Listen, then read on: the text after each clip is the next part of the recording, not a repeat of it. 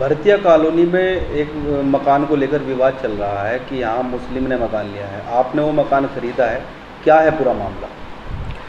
देखिए, मैं मकान के लिए बेच करता हूँ, पुराने मकान ख़रीदता हूँ और उन्हें रिपेयरिंग करा के उन्हें थोड़े उच्च रेट पर बेच देता हूँ।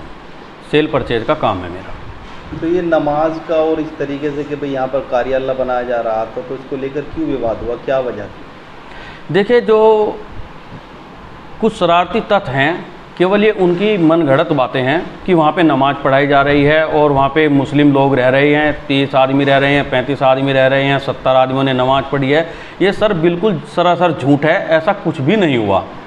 जिस दिन की ये घटना बता रहे हैं उस दिन जुमे का दिन था, फ्राइडे था, और जुमे की जो नमाज है मुस्लिम रीति रिवाज के अनुसार उसे घर पे कोई भी नहीं पढ़ सकता, वो केवल मस्जिद में ही होती है। तो ये तो सवाल ही नहीं उठता कि वहाँ पे 70 आदमियों ने नमाज पढ़ी है। तो जिस व्यक्ति से आपने मकान खरीदा है वो किस समाज से? देखिए, जिस आदमी से मैंने मकान ख़रीदा है वो ये मकान बैंक में रखा हुआ था, बंधक था, और उस आदमी की आर्थिक स्थिति बहुत ज़्यादा ख़राब थी। वो व्यक्ति वाल्मीकि समाज से है और उस व्यक्ति ने मुझे बैंक के द्वारा दिलाया है, ये मकान दिलाया है। अच्छा, जो मकान का मालिक था उन्हें कोई एतराज़ नहीं है, तो मोहल्ले वालों को एतराज़ कैसे होगा? देखिए, मोहल्ले वालों को एतराज़ नहीं है। जैसे कि हर समाज में होते हैं, कुछ वैसे ही लोग होते हैं जो हर वक्त ये रहते हैं कि कहीं से हमारे 2 पैसे हमारे हाथ लग जाएं। केवल वही लोग इस चीज़ के खिलाफ धरना प्रदर्शन कर रहे हैं, सही व्यक्ति एक भी नहीं है उसमें।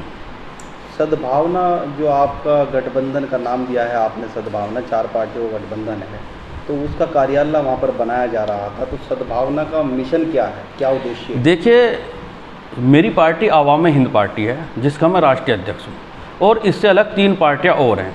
ये 4 पार्टियों का गठबंधन है और उसका नाम सद्भावना मंच दिया गया है। इस सद्भावना मंच का जो काम है, हिंदू मुस्लिम एकता है, पिछड़े अति पिछड़े और शोषित वर्गों को न्याय दिलाने का काम इसका है, और इसी पर यह काम करता है सद्भावना मंच। सद्भावना मंच में 2 राष्ट्रीय अध्यक्ष मुस्लिम हैं और 2 हिंदू हैं।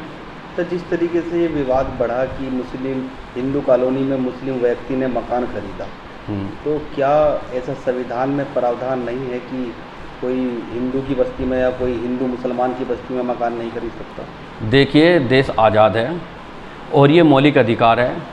देश का कोई भी नागरिक कहीं भी भारत में मकान ले सकता है, किसी भी जाति में ले सकता है, किसी भी धर्म में ले सकता है। ये उसका अपना निजी पर्सन है, निजी सवाल है, निजी क्वेश्चन है। ऐसा कुछ भी नहीं है। हमारा बाबा राम भीम अम्बेडकर द्वारा दिया गया संविधान इसकी इजाज़त देता है। आपका खाना क्या है, आपका पहनना क्या है, आप कहाँ रहना चाहते हो, ये आपका अपना निजी है। तो मकान में कुछ महिलाएं भी रह रही थी, बताया गया कि मुस्लिम महिलाएं, और कुछ लोग वहाँ पे रह रहे थे। देखिए, वहाँ पे 3 मजदूर रह रहे थे, जो कि उनमें से एक देवबंद का है, 2 मुजफ्फरनगर के हैं। जो देवबंद वाला है उसे डेली अप डाउन करना पड़ रहा था, और वो उसकी आर्थिक स्थिति और बहुत गरीब घर से है, वो होटल का खाना अफोर्ड नहीं कर पा रहा था। उसने इसलिए अपनी जो वाइफ है उनकी, जिसकी एज लगभग 40 साल की है, वो वहाँ पे बुला रखी थी खाना बनाने के लिए, और वो बहुत ही गरीब लोग हैं। वहाँ पे वो रिपेयरिंग का काम कर रहे थे। क्या आपको पहले से नहीं पता था कि ये विरोध भी हो सकता है? आपने हिंदू बहुल इलाके में जो है मकान खरीदा है। नहीं, इसमें विरोध जैसा कुछ है भी तो नहीं। विरोध किस चीज़ का होगा? कोई वहाँ पे रह तो नहीं रहे थे। हमने कोई रहने के लिए तो मकान नहीं बनाया था जो वहाँ पे विरोध होगा। इसमें क्या उसकी बात है? विरोध का तो कोई मतलब ही नहीं बनता। आपने कोई शिकायत उन लोगों के खिलाफ दर्ज कराई?